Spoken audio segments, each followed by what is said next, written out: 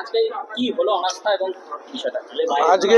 আজকে অনাস্থা হলো, আমরা জেলা পরিষদের সভাধিপতি তারান্নুর মিল্টনের বিরুদ্ধে আমরা অনাস্থা এনেছিলাম। আজকে 2 তারিখ অনাস্থার দিন ছিল। আমরা 29 জন সই করেছিলাম এবং তার ভিতরে সরি 27 জন সই করেছিলাম এবং আমরা আজকে 31 জনের সমর্থন পেয়েছি। টোটাল 37 জন উপস্থিত ছিল, 6 জন মেম্বার ভোটদানে বিরোধী ছিল এবং 31 জন আমাদের পক্ষে অনাস্থার পক্ষে সাই দিয়েছে।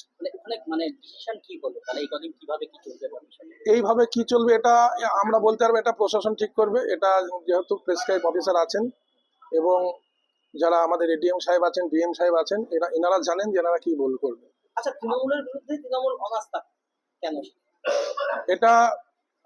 এটা তৃণমূলের বিরুদ্ধে তৃণমূলের অনাস্থা নয়, এটা একটা স্বৈরাচারী একটা সভাধিপতির বিরুদ্ধে, যারা কোনোদিন যিনি মেম্বারদের কোনোদিন সম্মান দেননি, যিনি মেম্বারদের যে সম্মান কোনোদিন দেননি, সেই জন্য আমাদের এই অবস্থা।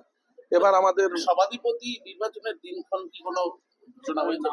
না না না না, আজকে অনাস্থা হলো, এবার আবার ডেট করবে, তারপরে সভাধিপতি মানে নির্বাচনের ডেট হবে।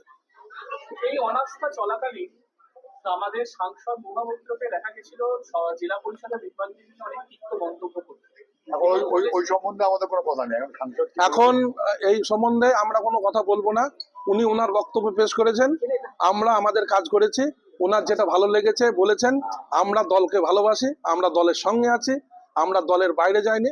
আমরা আমাদের বক্তব্য।